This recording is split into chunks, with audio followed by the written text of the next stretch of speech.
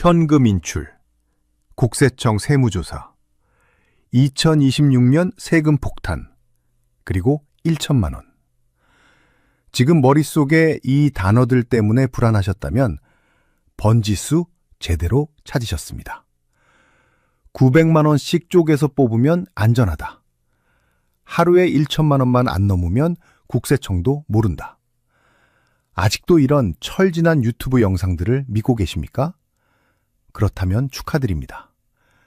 여러분은 방금 국세청의 최신 인공지능 시스템에 요주의 인물로 등록되셨습니다. 안녕하십니까? 여의도 금융권에서 20년간 자산관리를 해온 실전 전문가 강도훈입니다. 지금 유튜브에 2025년 현금 인출 금지니 세금 폭탄이니 하는 겁주는 영상들이 도배가 되고 있습니다. 결론부터 말씀드립니다. 그거 다 조회수 빨아먹으려는 가짜 공포 마케팅입니다. 진짜 무서운 건 1천만 원이라는 숫자가 아닙니다.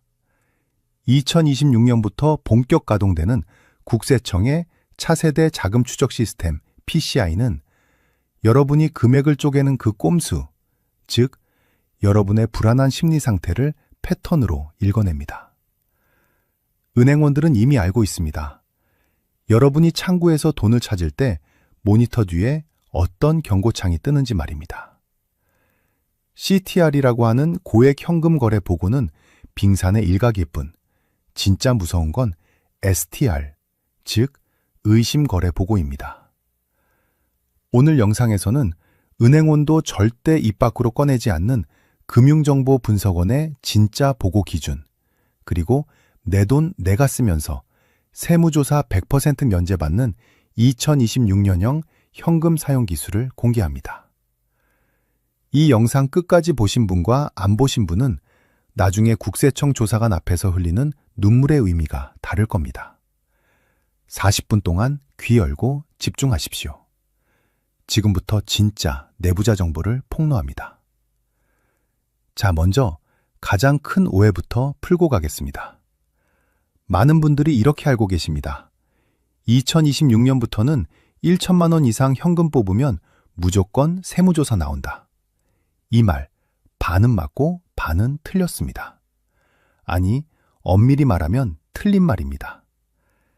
여러분이 평생 피땀 흘려 번 돈, 내 통장에서 내가 뽑는데 세무조사가 나온다. 대한민국 법에 그런 건 없습니다. 세무조사는 현금을 뽑아서 나오는 게 아니라 뽑은 현금을 어디에 썼는지 설명하지 못할 때 나오는 겁니다. 그런데 왜 유튜브에서는 1천만 원 넘으면 큰일 난다고 난리를 칠까요? 바로 금융정보분석원 FIU에 보고되는 기준 때문입니다. 네, 맞습니다. 하루에 1천만 원 이상 현금을 입금하거나 출금하면 전산에 자동으로 기록이 남습니다.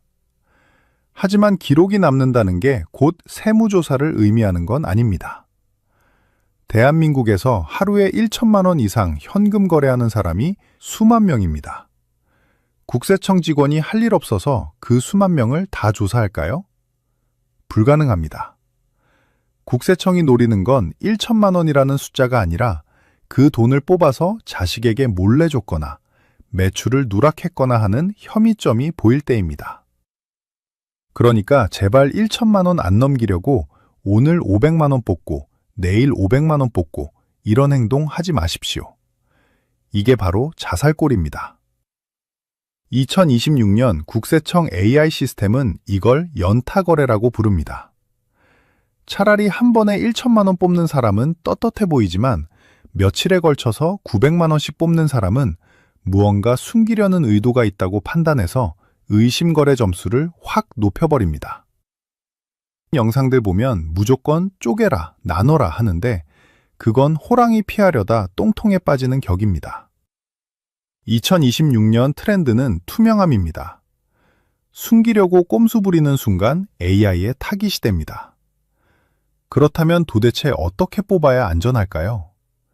그리고 은행 창구 직원은 내 돈을 뽑아줄 때 뒤에서 뭘 입력하고 있을까요? 은행 전산망에 여러분의 이름 옆에 뜨는 두 가지 코드, CTR과 STR의 결정적 차이를 알려드리겠습니다.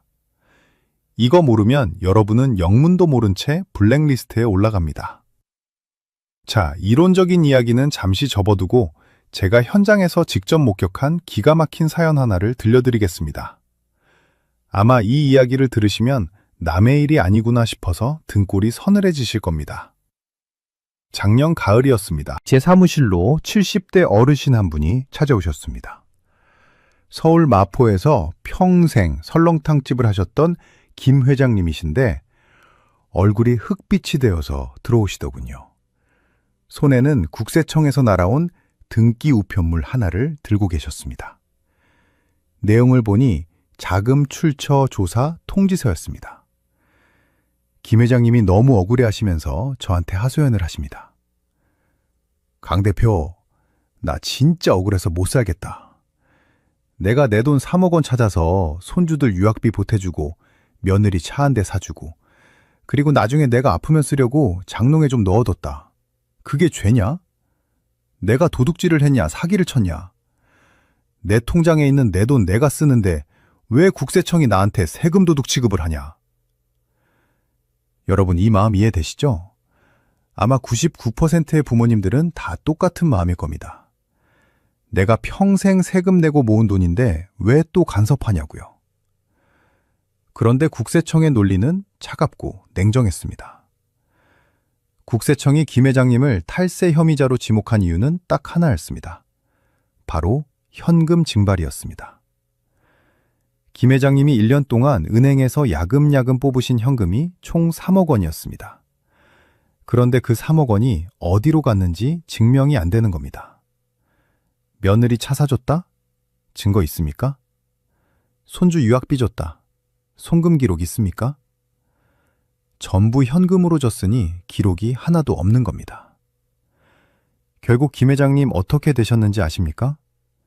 그 3억 원 전체를 자녀에게 몰래 준 증여로 간주해서 증여세 5천만 원에다가 신고 불성실 가산세까지 맞아서 거의 1억 원 가까운 돈을 세금으로 뜯겼습니다.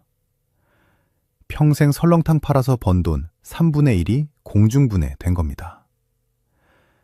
제가 이 말씀을 왜 드리느냐? 국세청 컴퓨터는 여러분의 사정을 봐주지 않습니다.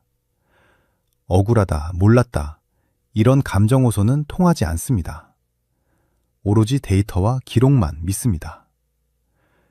김 회장님이 만약 현금으로 안 주고 계좌이체를 했다면, 아니면 현금을 줄 때 차용증이라도 한 장 써뒀다면 결과는 완전히 달랐을 겁니다. 지금 이 영상을 보시는 분들 중에도 아유, 설마 나한테 그런 일이 생기겠어? 하시는 분들 계시죠? 김 회장님도 딱 1년 전에는 그렇게 생각하셨습니다. 방심하는 순간 여러분의 노후 자금은 세금이라는 이름으로 증발합니다. 자, 그렇다면 도대체 은행 전산망에는 어떻게 기록이 남길래 이런 사단이 나는 걸까요? 지금부터 은행 모니터 뒤의 비밀을 파헤쳐 보겠습니다. 자, 이제 은행으로 한번 가보겠습니다. 여러분이 현금 2천만 원을 찾으러 은행 창구에 앉았다고 상상해 보십시오. 번호표가 띵동 울리고 창구 직원 앞에 앉습니다. 손님, 2천만 원 현금 인출 맞으시죠? 잠시만 기다려 주세요. 직원이 키보드를 타닥타닥 두드립니다. 그리고 모니터를 뚫어지게 쳐다봅니다.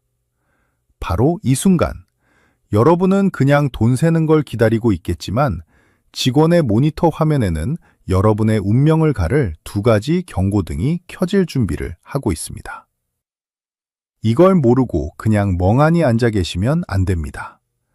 은행원들은 절대 입 밖으로 말해주지 않는 2가지 영어 단어, 바로 CTR과 STR입니다.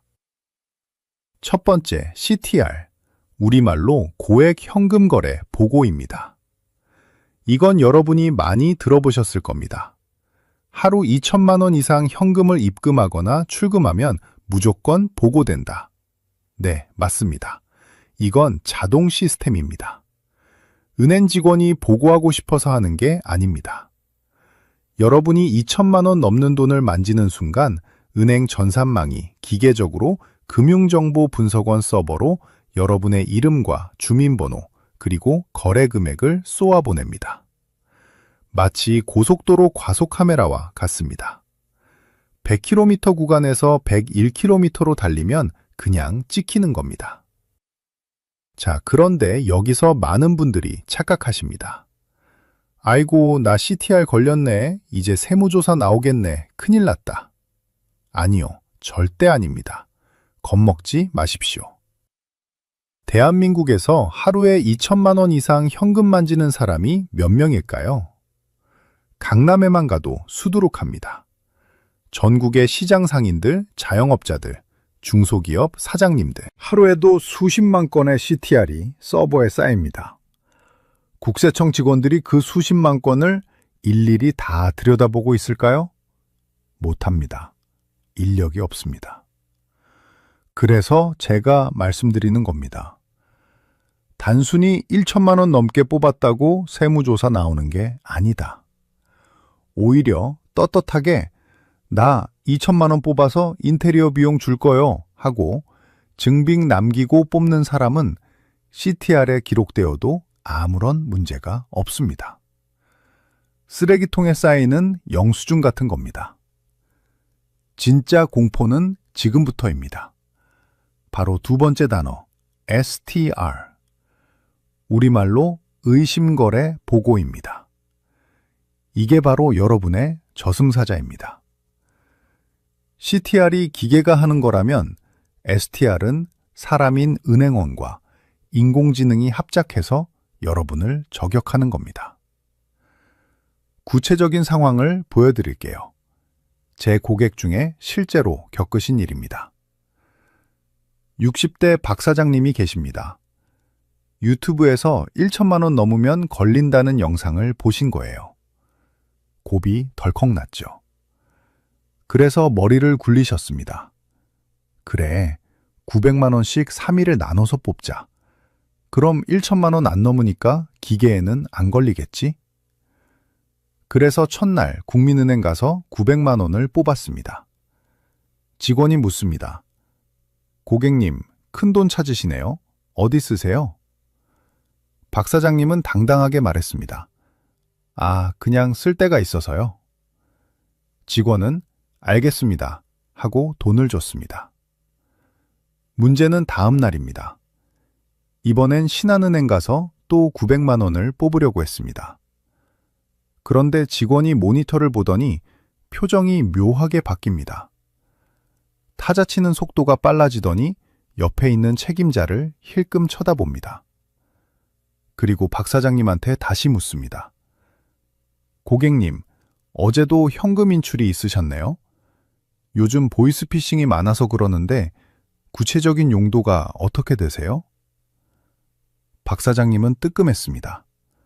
아니, 내 돈 내가 뽑는데 왜 자꾸 꼬치꼬치 캐묻소? 생활비 쓴다니까?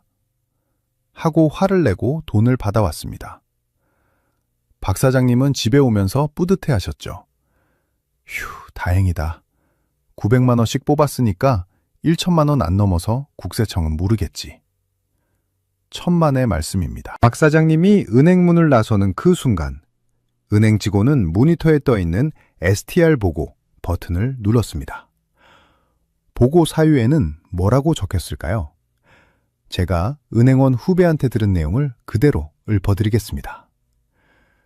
상기 고객은 뚜렷한 사업 목적 없이 연이은 고액 현금 인출을 시도함. 용도를 문의하였으나 답변을 회피하고 화를 내는 등 불안한 모습을 보임. 1천만 원 보고 기준을 회피하기 위한 분산 거래, 즉 쪼개기 거래로 강력히 의심됨. 이 보고서가 들어가는 순간 박 사장님은 금융정보분석원 블랙리스트 최상단에 올라갑니다. CTR로 100번 보고되는 것보다 STR로 딱 1번 보고되는 게 100배 더 위험합니다. 국세청 조사관들은 이 STR 명단을 최우선으로 봅니다. 이 사람 봐라. 냄새가 나는데? 하고 털기 시작하는 겁니다. 2026년부터 도입되는 AI 시스템은 바로 이 여러분의 눈치 보는 행동을 잡아냅니다. 900만 원, 990만 원, 이런 숫자는 AI에게 나 좀 잡아가세요 하고 손 흔드는 것과 똑같습니다. 은행원들도 사람입니다. 여러분이 당당하게 아들 결혼식 비용 3천만 원입니다. 여기 청첩장이랑 예식장 계약서 확인하세요 하고 서류 내밀면 STR 버튼 절대 안 누릅니다. 아니, 못 누릅니다. 의심할 근거가 없으니까요. 그런데 쭈뼛쭈뼛하고 눈 안 마주치고 괜히 화내고 금액 쪼개고 이러면 은행원은 면피를 위해서라도 무조건 신고 버튼을 누릅니다. 나중에 문제 생기면 본인이 책임져야 하니까요. 자, 정리해 봅시다. 여러분이 무서워해야 할 건 1천만 원이라는 숫자가 아닙니다. 은행 창구지구에게 나 지금 뭔가 숨기고 있어요 라는 티를 내는 것입니다. 그렇다면 은행원이 신고 버튼을 누르게 만드는 최악의 행동 5가지는 무엇일까요?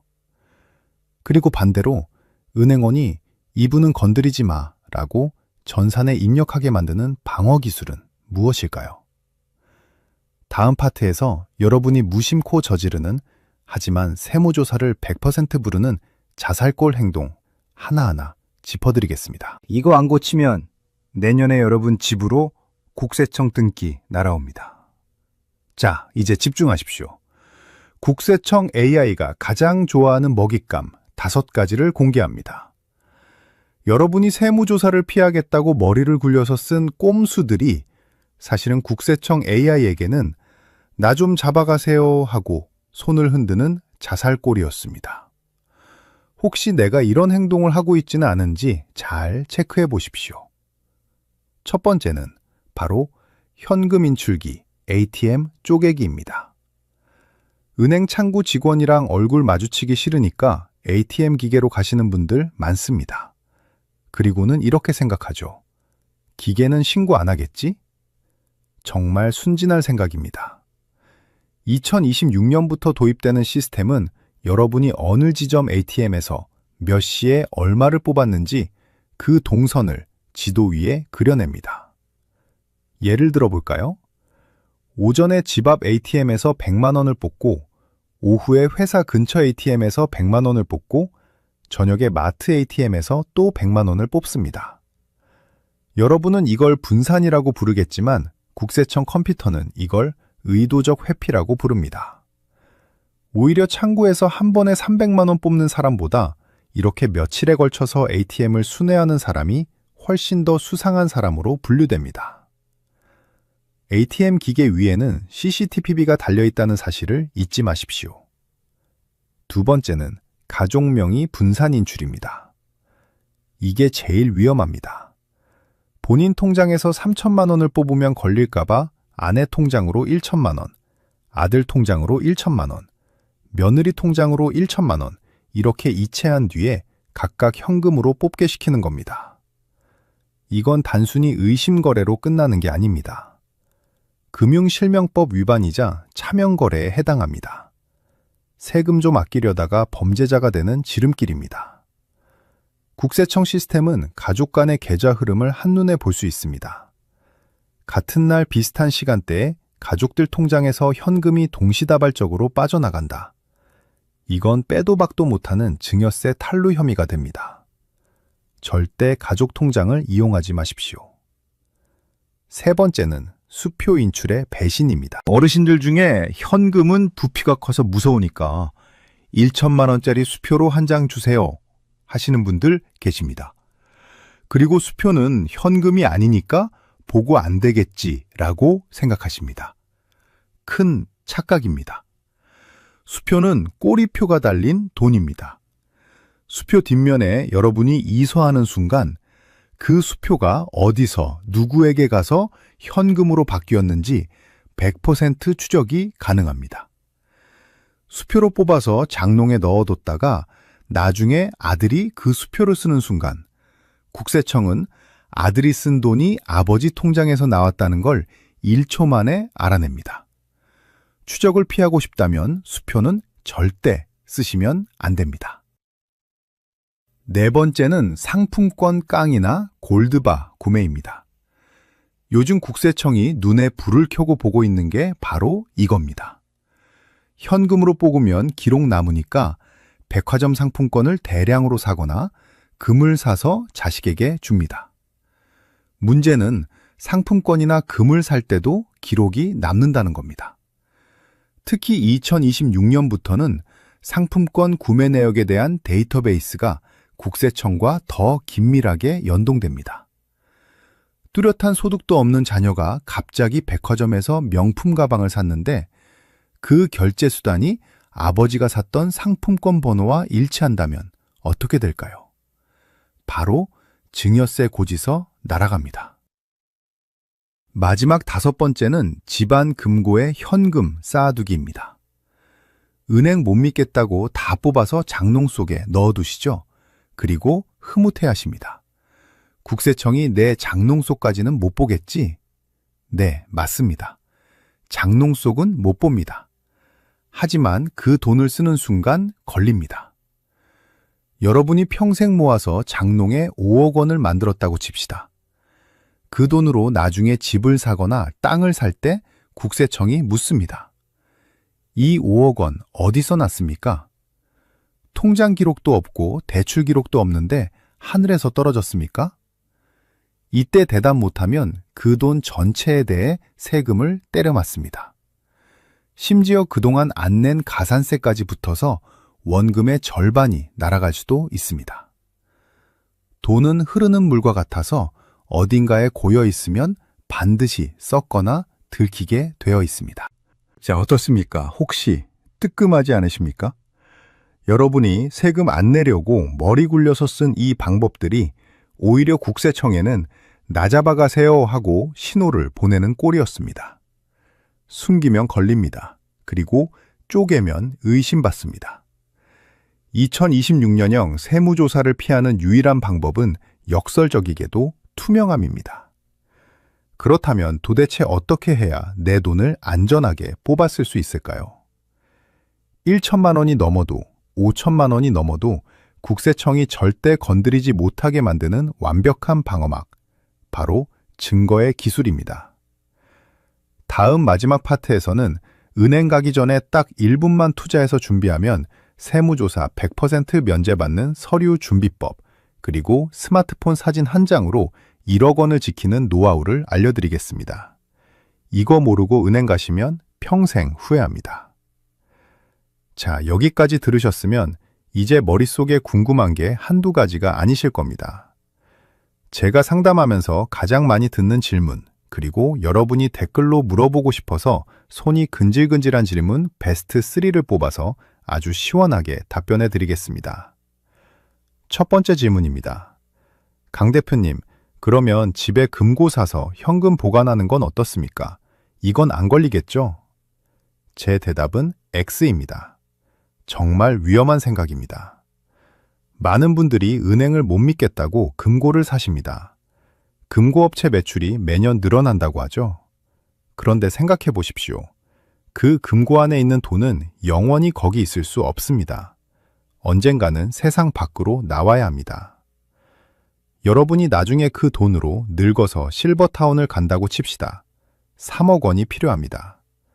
금고에서 3억 원 꺼내서 실버타운 입주비로 냅니다. 그때 국세청이 자금 출처 조사를 합니다. 어르신 소득은 연금 월 100만 원뿐인데 어떻게 3억 원이라는 큰 돈이 갑자기 생겼습니까? 그때 뭐라고 대답하시겠습니까? 집에 있던 금고에서 꺼냈어요. 국세청이 아, 그렇군요 하고 넘어갈까요? 절대 아닙니다. 그 돈이 언제 어떻게 적립된 건지 10년치 통장 내역 다 가져오라고 합니다. 소명 못하면 전액 과세입니다.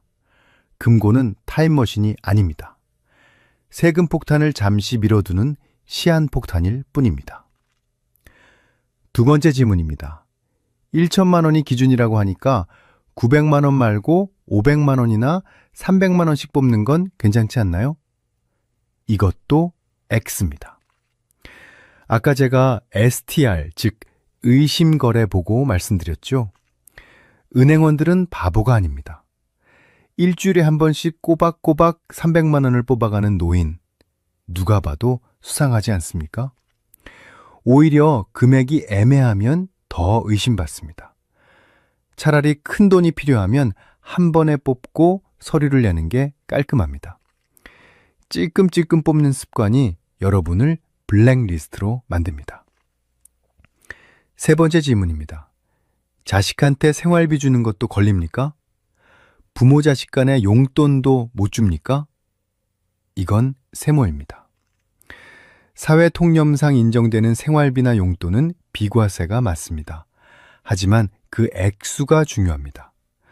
할아버지가 손주에게 매달 500만 원씩 용돈을 줬다. 이게 생활비일까요? 국세청은 이걸 증여로 봅니다. 반면에 대학생 자녀에게 매달 50만 원, 100만 원 보내주는 거, 이건 괜찮습니다. 기준은 이 돈이 생활비로 다 쓰여서 없어지는 돈이냐, 아니면 모여서 자산이 되는 돈이냐입니다.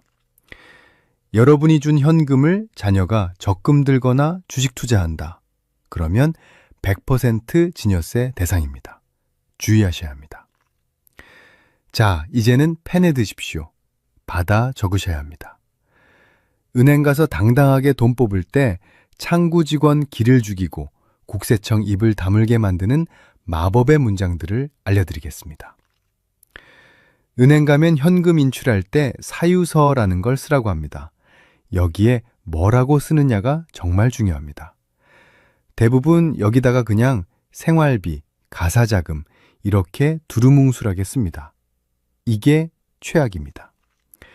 나중에 국세청이 물어보면 생활비 어디다 썼냐고 꼬치꼬치 캐묻습니다. 앞으로는 이렇게 쓰십시오. 구체적이고 특정할 수 있게 적어야 합니다. 첫째, 자녀 결혼 자금일 경우 그냥 결혼 비용이라고 쓰지 마십시오. 2026년 5월 20일 장남 강도훈 결혼식 예식장 계약금 및 식대 지불용 이렇게 육하 원칙으로 쓰십시오. 둘째, 인테리어 비용일 경우 그냥 수리비라고 쓰지 마십시오. 마포구 공덕동 아파트 공공호 거실 및 화장실 리모델링 공사 대금 중도금 이렇게 쓰십시오. 셋째, 병원비일 경우 세브란스 병원 무릎 인공관절 수술비 및 2주간 간병비 지급용 이렇게 적어서 내면 은행 직원이 시스템에 입력할 때도 손이 떨립니다. 아, 이분은 진짜구나. 건드리면 안 되겠구나. 기록이 너무나 명확하기 때문에 의심거래 보고 대상에서 자동으로 제외됩니다. 귀찮다고요? 대충 쓰고 싶다고요? 그 귀찮음 한 번이 나중에 수천만 원 세금 폭탄을 막아주는 방탄조끼가 됩니다. 명심하십시오. 기록은 기억보다 강합니다. 자, 이제 마지막 해법입니다. 숨기면 걸린다는 건 알겠는데 그렇다면 당당하게 내 돈을 지키려면 구체적으로 뭘 준비해야 할까요? 은행 가기 전 딱 1분만 투자하십시오. 이 1분의 습관이 나중에 변호사 비용 1천만 원을 아껴줍니다. 첫 번째 기술은 선제적 방어막 만들기입니다. 쉽게 말해 돈을 뽑기 전에 서류를 먼저 만드는 겁니다. 예를 들어 집 수리비로 2천만 원이 필요해서 현금을 뽑는다고 가정해 봅시다. 대부분의 사람들은 돈부터 뽑고 나중에 국세청이 물어보면 그때 가서 업자한테 영수증 좀 끊어주세요 하고 사정합니다. 이게 순서가 틀린 겁니다. 은행 가기 전에 인테리어 업체한테 견적서부터 보내달라고 하십시오. 그리고 그 견적서를 출력해서 은행 갈 때 들고 가십시오. 창구 직원이 고액 인출이시네요. 어디 쓰세요? 하고 물어볼 때 말로만 인테리어 비용이요 하지 마시고 이 견적서를 쓱 내미십시오. 이게 내 돈이 이상한 곳으로 새지 않는다는 가장 강력한 증거가 됩니다. 직원은 그 견적서를 복사해서 시스템에 등록할 것이고 그러면 여러분은 의심거래 보고 대상에서 즉시 제외됩니다. 두 번째 기술은 스마트폰을 활용하는 겁니다. 현금을 건네줄 때 반드시 사진을 찍으십시오. 예를 들어 자녀 결혼식 비용으로 3천만 원을 뽑아서 예식장에 현금으로 냈다고 칩시다. 나중에 국세청이 그 돈 어디 썼냐고 물어보면 기억나십니까? 3년 뒤, 5년 뒤에는 기억 못합니다. 그러니까 돈을 건네주는 그 순간에 예식장 계약서 위에 현금 뭉치를 올려놓고 스마트폰으로 사진을 찍어두십시오. 날짜와 장소 정보가 사진 파일 안에 다 남습니다. 이 사진 한 장이 나중에 세무조사 나왔을 때 100마디 말보다 더 강력한 증거가 됩니다. 국세청 조사관 앞에서도 당당하게 스마트폰 사진 보여주면서 이때 예식비로 낸 거 맞죠? 하고 확인시켜주면 상황 종료입니다. 세 번째 기술은 메모의 마법입니다. 통장에 인출 기록이 찍힐 때 적요란을 비워두지 마십시오. 보통 현금 출금이라고만 찍히는데 은행 직원한테 요청해서 구체적으로 적어달라고 하십시오. 예를 들어 공공병원 수술비 또는 손자 대학 등록금, 이렇게 구체적인 용도를 통장에 박아버리는 겁니다. 이렇게 해두면 5년 뒤에 국세청에서 연락이 와도 통장만 열어보면 바로 소명이 가능합니다. 인간의 기억력은 믿지 마십시오. 기록만이 여러분을 살립니다. 이제 결론을 맺겠습니다. 2026년 대한민국 금융 시스템은 우리가 알던 과거와는 완전히 다릅니다. 인공지능이 우리의 소비 패턴과 이동 동선, 그리고 심리 상태까지 분석해서 세금을 매기는 세상이 왔습니다. 이런 세상에서 어설픈 꼼수나 거짓말은 통하지 않습니다. 제가 상담하면서 만난 수많은 자산가들 중 끝까지 부를 지킨 분들의 공통점은 딱 하나였습니다. 바로 투명함입니다. 그분들은 1억 원을 현금으로 뽑을 때도 두려워하지 않습니다. 왜냐하면 그 돈이 어디에 쓰이는지 명확한 증거를 가지고 있기 때문입니다. 반면에 1천만 원도 안 되는 돈을 뽑으면서 벌벌 떠는 분들은 결국 탈세 혐의를 뒤집어쓰고 가산세 폭탄을 맞습니다. 죄 지은 게 없다면 당당하십시오. 내 돈 내가 쓰는데 왜 눈치를 봅니까? 다만 그 당당함을 증명할 최소한의 무기는 챙기셔야 합니다. 오늘 제가 알려드린 견적서 챙기기, 사진 찍기, 통장 메모하기, 이 세 가지만 기억하시면 국세청 할아버지가 와도 여러분의 재산을 건드릴 수 없습니다. 오늘 영상이 여러분의 소중한 노후 자금을 지키는 든든한 방패가 되었기를 바랍니다. 괜히 불안해하는 친구분이 있다면 이 영상을 공유해서 안심시켜 주십시오. 그리고 2026년 변화하는 금융정보 놓치고 싶지 않다면 구독 버튼 누르는 거 잊지 마십시오. 지금까지 여의도 금융권 내부자 강도훈이었습니다. 현명한 여러분의 자산을 끝까지 지켜드리겠습니다. 감사합니다.